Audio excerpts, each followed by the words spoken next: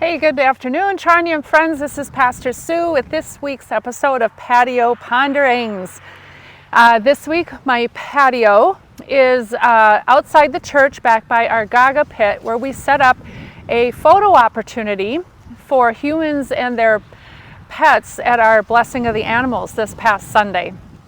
And I love this backdrop because it represents so much the changes that come in fall. All the changes in the colors and the scenery and in the weather. It's a little chillier today. I've got a chai tea latte with me to keep me warm while we talk. And the subject of this week's Patio Ponderings is change. Change can be so hard for us sometimes. Depending on the circumstances and the nature of the change, I think at one time or another we've all had issues of making transitions in our lives. And sometimes it's the big things, sometimes it's the small things, even with positive change and certainly with changes that feel more painful in our lives. And churches are notoriously change resistant.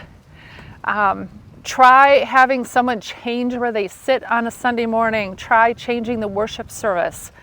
I just ran across a cartoon last week in which a church committee is looking for a new pastor, and they want an innovative pastor with fresh ideas who will let us remain exactly the same.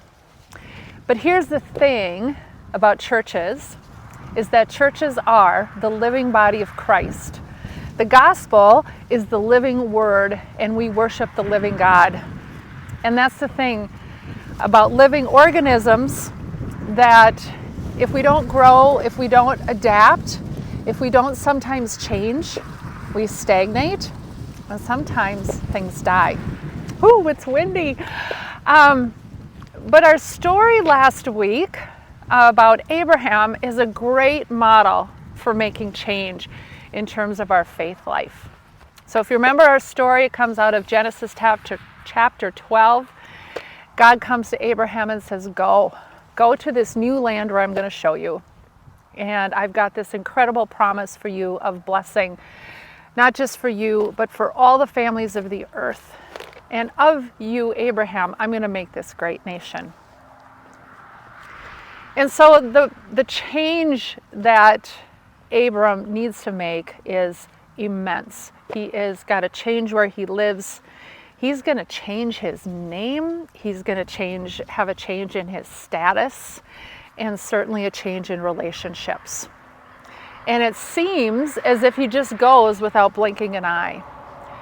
But if we read the passage carefully, we notice that it very pointedly points out the things that Abraham leaves behind.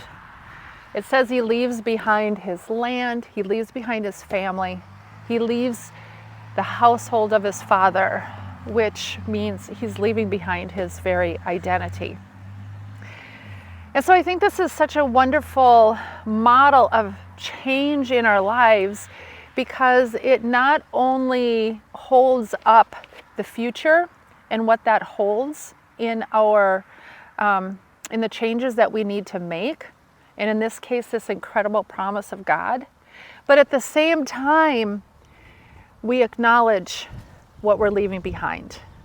It's acknowledged that Abram is leaving behind some significant aspects of his life.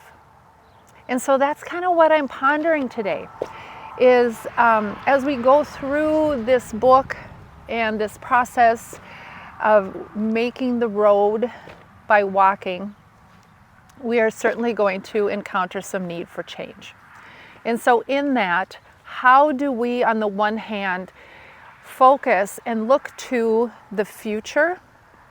How do we look to this incredible promise that God makes to us as a church, while at the same time acknowledging the significant things we might have to leave behind, and allowing space to not only recognize those things, but to mourn those things.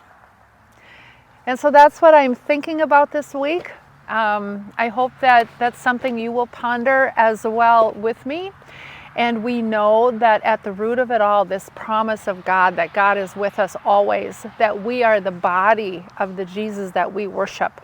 That is the good news in it for us, that no matter where this road takes us, we are not alone in it. Well, have a wonderful day. Enjoy all the changes that fall brings with it, and we'll see you on Sunday. Bye.